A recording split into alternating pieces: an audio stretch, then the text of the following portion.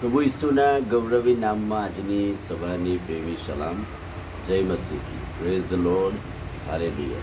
ઈશ્વરનો આપણે આભાર માનીએ છીએ કે સતામણી મધ્યે પવિત્ર આત્મા જ આપણને હિંમત આપે છે. પવિત્ર આત્માનું સામર્થ્ય જ આપણને મદદ કરે છે. એટલે આપણે જોયું હતું કે સુવાર્તા મધ્યે પવિત્ર આત્માનું સામર્થ્ય શોધીએ.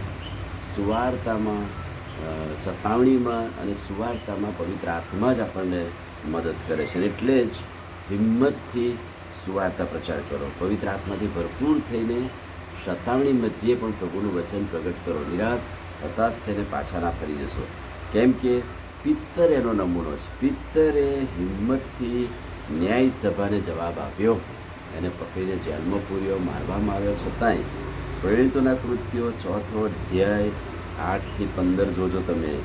એણે હિંમતથી ન્યાય સભાને બધું જ કહ્યું કે તમે જ ઈસુને વધસ્તંભે જડાયો, તમે જ અને તમારા સમાજને, તમારા લોકોએ પ્રભુને અન્યાયી ઠેરવ્યા અને તમે જ પ્રભુને વધસ્તંભે જડાવ્યા. પણ પિત્તરે હિંમતથી એ કહ્યું ન્યાય સભાને, એક જ નામ પૃથ્વી પર છે, બીજા કોઈથી તારણ નથી. કેમ કે જેનાથી આપણું તારણ થાય એવું બીજું કોઈ નામ આકાશ તળે માણસોને આપેલ નથી. એણે એ પણ જણાવ્યું કે તમારા શાસ્ત્રીઓ ફરોશીઓના જે નિયમો છે નકામા છે. કેમ કે તારણ તો પ્રભુ ઈસુ ખ્રિસ્તમાં જ છે. તારણ તો ઈસુમાં જ છે એ બતાવવામાં આવ્યું. અને પવિત્ર આત્મા, પ્રભુ પવિત્ર આત્મા દેવ આપણને હિંમત આપે છે. પવિત્ર આત્માનું સામર્થ્ય આપણને હિંમત આપે છે, જેથી સુવાર્તામાં સતાવણી અને સતાવણીમાં જેલમાં જવું પડે, પણ એવા સમયમાં ઘરની દિવાલોને પણ પવિત્ર આત્મા હલાવી નાખે છે. પિત્તર અને યોહાન એ જેલમાં ગયા ત્યારે મંડળી એમને સારું પ્રાર્થના કરતી હતી. અને બાઇબલ કહે છે કે પિત્તર અને યોહાન પોતાના સાથીઓ પાસે પાછા ફર્યા ત્યારે તો મંડળી એમને સારું પ્રાર્થના કરતી. મંડળી ભેગા મળી ઈશ્વરનો આભાર માની અને પ્રાર્થના કરતી હતી. અને તેઓ ત્યાં જ પોતાના ભાઈઓ સાથે ગયા, સાથે મળીને ઈશ્વરની આભાર સ્તુતિ કરી.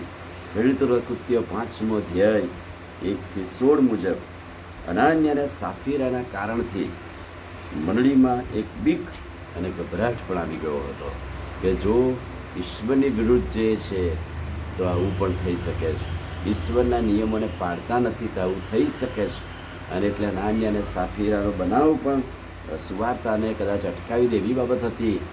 અને એ સમયમાં પણ સતાવણીનો દોર શરૂ થઈ ગયો.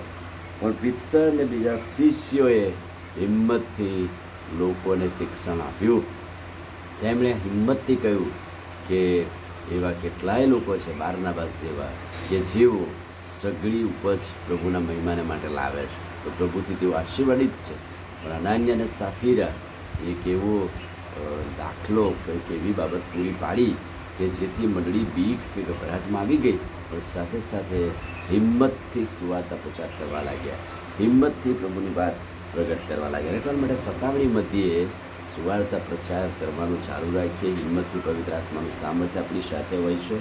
અને એક વસ્તુ ચોક્કસ યાદ રાખીએ કે કોઈક ખૂણે કોઈક વ્યક્તિ એ આપણા માટે પ્રાર્થના કરે છે. અને એ પ્રાર્થના કરે છે ત્યારે ઘરના પાયા હાલી જાય છે અને પવિત્ર આત્માનું સામર્થ્ય ઉતરી આવે છે.